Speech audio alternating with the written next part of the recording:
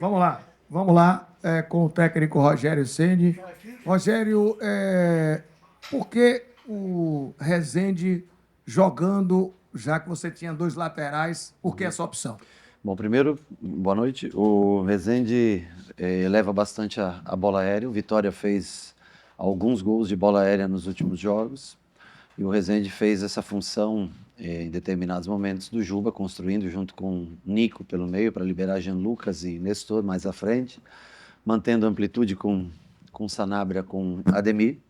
É um movimento característico nosso que a gente faz. Então, eu optei por Gabriel Xavier, o David e o Rezende justamente para se precaver bastante em cima da bola aérea. E como eu estava dando largura com o Sanabria do lado esquerdo, e essa foi a escolha principalmente para elevar a altura e porque o Rezende vinha fazendo um bom jogo. Eu sei que vai ter o erro, todo mundo vai logicamente culpar.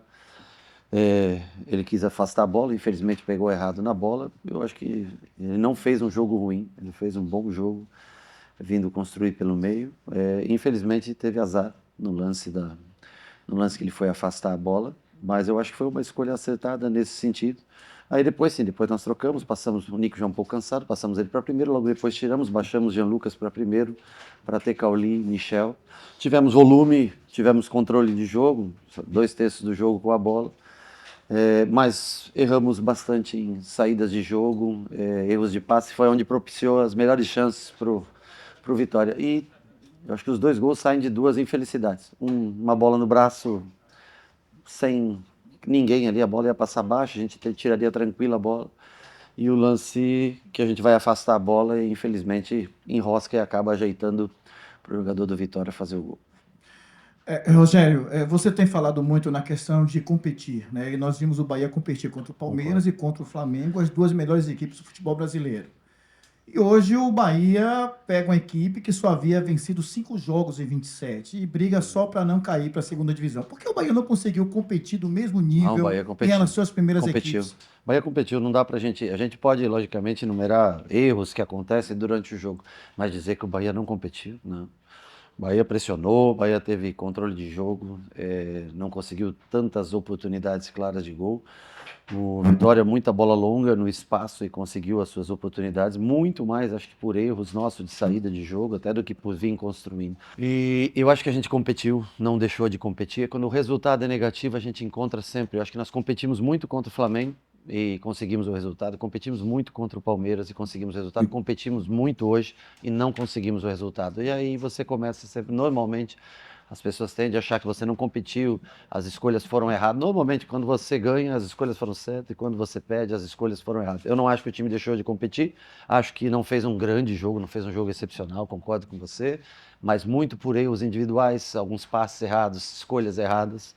Mas mesmo assim, eu acho que se a gente não tivesse cometido erros grandes, como foram o do pênalti e da bola afastada, nós não poderíamos ter ganho o jogo. Eu acho que tivemos volume para ganhar o jogo.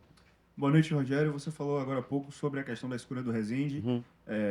Claro, um estudo do que o Vitória mais tem trabalhado para que você pudesse também estar prevenido com relação a isso. Eu queria entrar no tema das ausências, que são ausências importantes desde de um longo período. Sim. Já que o Bahia vem sofrendo com isso. Já nesse ponto de escolher jogadores em virtude das melhores qualidades dos seus adversários, o quanto essas ausências têm cada vez mais minado suas opções e atrapalhado o seu plano de jogo? Dentro da maneira como a gente joga, eu não posso negar para você que um Caio, um Everton, um Juba construindo vão te dar uma melhora nessa estrutura. Mas eu acho que eles tiveram coragem de tentar, Nico, Rezende, enfim, todos tiveram coragem de tentar. Logicamente que o índice de acerto, por serem jogadores até de características diferentes, nós até tentamos um ataque, sabendo que não tínhamos tanta construção, um ataque mais de velocidade, de ataque ao espaço. Você vê o Ademir sai cara a cara com o goleiro, o Juan Pablo faz uma jogada boa, que um cruzamento quase sai gol. Tentamos explorar ao máximo, porque sabíamos que não tinha a mesma qualidade de jogo de construção, com a ausência de tantos jogadores. Então, se você pensa que não atrapalha dentro do modelo de jogo, claro que atrapalha. Mas, principalmente quando você começa a ter trocas, muitos jogadores jovens também no banco, né? Mas não foi por isso. Eu acho que nós hoje não vencemos o jogo porque Erros pequenos, eles são aceitos no jogo. Quando o erro acaba assim, e não por falha, mas acontece. O Arias não queria fazer o pênalti, o Rezende não queria errar o chute e acaba. Uma bola bate no braço. Quem devia ter ido na marcação era o Arias, o Nestor deveria ter ficado pro lado de fazendo a cobertura. No final, quem acabou indo na bola foi o Nestor e o Arias fica praticamente sem função na área e ainda a bola bate no braço. Então, claro que é normal que você sempre tenta encontrar coisa. Ah, o time não competiu. Não, o time competiu, o time lutou, mas cometeu alguns erros acima do padrão e isso, infelizmente, traz a derrota. Nos últimos 8 jogos como visitante, o Bahia acabou sofrendo gol nos 8. Nos 8 jogos, uma média superior, inclusive, a 2 gols por partida. Desses 8, em 5 foram 2 gols ou mais. Do G6, o Bahia tem a pior defesa. A sangria defensiva hoje é o que te mais preocupa no time do Bahia para conquistar essa vaga na Libertadores? Não me preocupa. Me preocupa bastante as ausências na defesa. Eu acho que hoje não tínhamos o Santi, não tínhamos o Juba, não tínhamos o Gilberto, mas em matéria de zagueiros nós temos alguns zagueiros no elenco, no banco. Não é o setor que mais preocupa a gente. Eu acho que, logicamente, a gente teve ausências sentidas no meio-campo, né? O próprio William hoje, talvez também nós poderíamos ter uma troca para o Thiago, não tínhamos praticamente essa troca. Eu acho que as ausências são mais sentidas pelo padrão, pelo modelo de jogo. Mas defensivamente nós botamos um time mais forte que nós poderíamos hoje aqui. Você não controla uma bola que bate na mão, isso sai do controle. Não adianta a gente querer colocar isso, não é o padrão, não é o normal. A bola, se o Arias tivesse, passa a 15 centímetros de um lado, chegaria nós tirássemos a bola. Não é o padrão também. O normal, se o Rezende chutar mais 10 bolas, ele vai acertar aquelas 10. Mas infelizmente, nesse momento, aconteceram os erros e foram cruciais para o placar. Mas eu não vejo como um grande jogo, mas vejo como um jogo bem competido, com oportunidades. No melhor momento do jogo nós tínhamos chance de matar. Saímos aquele no comecinho do segundo tempo com o Ademir, se ele ajeita para dentro a bola, muito provavelmente nós conseguiríamos uma penalidade, uma finalização de esquerda. Ele levou para a direita, como foi o jogo do Palmeiras, ele fez o gol, hoje o Arcanjo faz a defesa. Então nós tivemos no final controle, Cauli sai bem na cara do gol, finaliza, desvia no jogador, a bola cruzada do Juan Pablo que o Iago chega, mas também erramos alguns passes que sofremos, aquela do Dudu, por exemplo, que sai na cara do Ronaldo, né? Teve boa chance, mas a maioria desses lances surgiram, precederam erros de passe nossos, que é normal aumentar um pouco mais o erro de passe quando você tem jogadores de outra característica. Boa noite, Rogério. Como você bem falou já em algumas oportunidades, o Bahia realmente tem uma performance um pouco abaixo fora de casa. Sim. Hoje, diferentemente de muitas dessas partidas, até teve um nível um pouco mais competitivo, concordo com você. Mas eu queria falar especificamente ali após o gol do Vitória. O Bahia, Primeiro ou segundo? O segundo. O Bahia vem fazendo um bom começo de segundo tempo e depois daquele gol parece que saiu do eixo.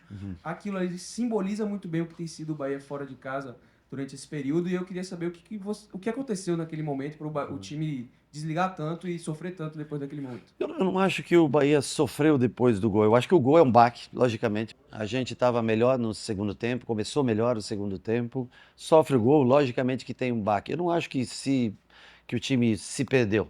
O Vitória teve mais uma boa chance para ampliar o marcador no contra-ataque. É normal, você se lança mais à frente. Nós tiramos, por exemplo, eram Jean Lucas e Nestor nas pontas do tripé. Passou para Cauli e Michel. Cauli não tem o mesmo poder, logicamente, de marcação do Jean Lucas, né? Então você começa a sofrer um pouquinho mais de transição. Mas era a maneira que a gente tinha para tentar, com Kaique, com Cauli, com o Michel flutuando entre as linhas, mantendo a amplitude com o Iago, o Thiago de 9. Nós arriscamos um pouco mais, tivemos mais controle de jogo, tivemos as chances, 2 faltas que talvez poderiam, né, a gente ter caprichado um pouquinho mais nas faltas, tivemos as jogadas que nós conseguimos chegar, tivemos controle de jogo, mas o gol, a bola não entrou. E isso, assim, eu acho que, como você falou, acho que foi melhor do que últimos jogos que nós jogamos fora de casa, mas não foi o suficiente ainda para conseguir vencer. Boa noite, Rogério. Queria que você falasse um pouquinho sobre a partida discreta do Sanabria. E assim, a minha dúvida será que se ele tivesse um lateral esquerdo de origem, a participação dele, o diferencial dele na partida não seria um fator crucial, decisivo para o Bahia ser melhor ofensivamente? Ok. Quando o Juba joga, ele joga fazendo o quê? Ultrapassando o Sanabria ou joga construindo? Ou joga construindo por dentro? O Sanabria jogou no 1 contra 1, não teve tanto êxito como em outros jogos, isso a gente tem que reconhecer. Mas não foi por falta de não ter um lateral de origem. Muito bem, o Jean Lucas apoiou muito ele. Depois o Rezende foi para primeiro. O Jean Lucas faz muita ultrapassagem, o Rezende vem por trás para dar esse apoio para ele, para a gente girar o jogo. Ele não foi tão feliz nos duelos 1 para 1. Acho que é simples, não adianta a gente querer achar muita coisa. Em outros jogos ele teve muita vantagem no 1 contra 1 e hoje ele não conseguiu ter essa mesma percepção, essa mesma vantagem nos dribles. Eu acho que isso de maneira simples, é o que diferenciou ele em outros jogos do dia de hoje. Rogério, para além da questão da esquerda, eu notei que ao longo do jogo os jogadores ali do banco de reservas foram instruir o Arias na direita, né? E a todo instante viu o Canu, o Danilo Fernandes, levantando para orientá-lo. Eu acho que eles vão mais para dar força do que para orientar, porque o treinador sou eu e normalmente quem dá as orientações, ele sabe antes do jogo o que ele precisa fazer. Então eu não vejo como dar orientação. Eu falei no sentido de, enfim... talvez de apoio, Isso, força, né? Assim, né? Eu queria que você avaliasse essa questão da lá direito do Bahia no dia de hoje, em relação ao Ademir com o Arias. O que é que você avalia da questão Não produzimos tão bem do lado, não produzimos. O Ademir levou poucas vantagens, a maioria nas bolas longas. O Arias errou alguns passes, começou o jogo em momento que teve uma no final do primeiro tempo que ele acerta um bom passe pro Thiago, que acho que até a jogada que dá o gol nasce no começo dessa jogada por um passe do Arias. Mas ele errou um pouco mais do que o normal, errou uns passes além do normal. Não fizemos um grande jogo individualmente falando. E sobre ali o banco, todo mundo vai sempre dar força, dar apoio. Quando o cara erra, todo mundo vai lá e bate palma. E eu acho que mais ou menos nesse sentido.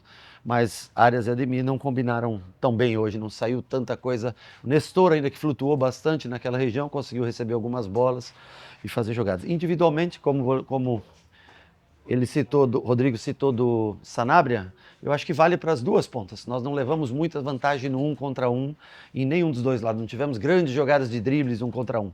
As melhores jogadas saíram de bolas no espaço e a gente atingindo o espaço. Nesse 1 contra 1, talvez não teve o brilho natural que tem o Ademir e o Sanabria não tiveram em outros jogos, como já tiveram em outros jogos e definiram jogos para a gente, né? Professor Rogério, boa noite. Ícaro Caldas. O senhor fala muito sobre seu meio de campo, que talvez seja Eu falo sobre o time todo. A principal virtude da sua equipe é o meio de campo. Uhum.